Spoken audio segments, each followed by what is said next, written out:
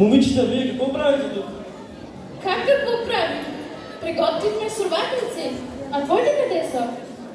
И аз си направя сурватница. Моята сурватница е много по-хубава от вашата. Ами, дай да идем да сурвакаме баба и дядо. Остави сега баба и дядо. Време е да отидем в Дом култура. Там са събрани на първия ред все хора, много богати хора. Те са духовно богати хора, а не материално богати. Там е Дом примар, а до Дом примар е един. Eu cred că nu aveți nevoie de traducere, pentru că este o scenare de anul nou. În primul rând stau cei mai bogați oameni. А до Дом примар той е много богат.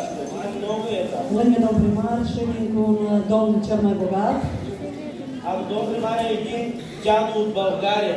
Este un moș din Bulgaria. Там в България са много богати. Имат евраи, деньги, всичко. În Bulgaria sunt foarte bogați. Au și euro, și lei.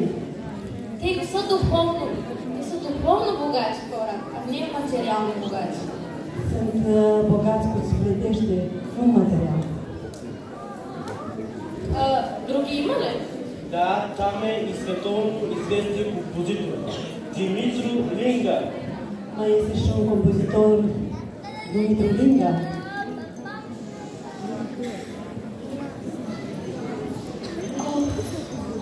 Колко много искам да се запозная с него. Aș vrea să fac cunoștință cu el. Ще ви помоля да ми напише една песен. Ați îmi scris un cântec? Дали ще го напише? Da. Алисия, стига глупости. Той пише само за своята съпруга, Мариана Линга. Dar piše se de altele că... El scrie numai pentru soția lui. Mariana Linga.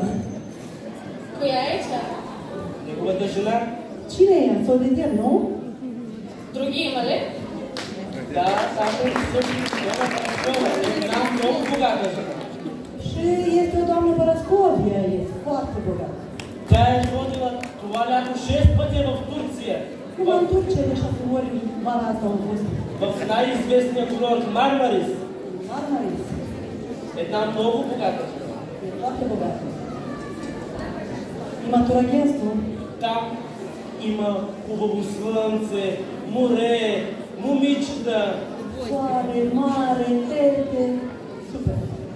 Всичко all-inclusive. Всичко. Има и от премиерството в Кишинев. Mai avem și din Parlament cineva. Айде сега да тръгваме и да survacаме всички. Haideți să trecem și să îi patrulăm sopa. Cum se face cărarea.